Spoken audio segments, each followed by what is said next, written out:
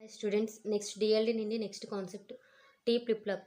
So మనం ప్రీవియస్లో SR concept చూసేటప్పుడు SR flip ఫ్లాప్లోని మనకి 4 కండిషన్లోని ఫస్ట్ కండిషన్ 0 0 తీసుకునేటప్పుడు నో చేంజ్ వచ్చింది వాల్యూస్.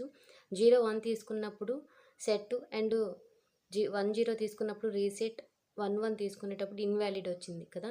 సో అక్కడ ఇన్వాలిడ్ స్టేట్ అనేది వేస్ట్ ఆఫ్ స్టేట్ అయింది.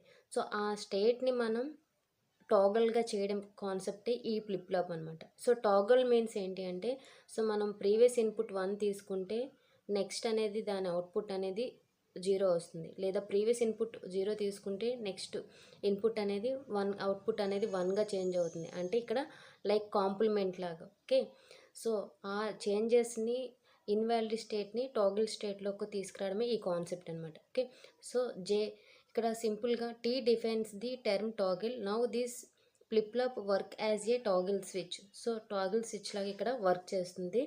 The next output state is changed with the complete of the present state output. So ఏంటి, the next output state is changed. So ఎప్పుడైతే ఒక present state ఉంటుందో దాని present స్టేట్ని మనం change చేయడమే next state. So that is the concept of T flip flop. Okay, so T flip flop by making change in the JK flip flop. So JK flip ఫ్లాప్లో మనం 2 ఇన్పుట్స్గా తీసుకుంటాం.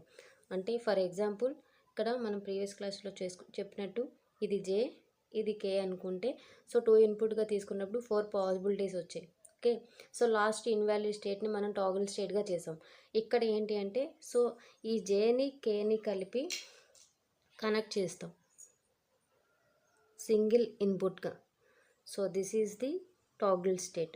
Either 0 or 1 ఉంటుంది ఈ కండిషన్లో. Okay, either 0 or 1 అనేది ఈ toggle స్టేట్లో ఉంటుంది. సో ఇప్పుడు దీన్ని ప్రాసెస్ అనేది స్టార్ట్ చేద్దాం, ఎలా జరుగుతుంది అనేది.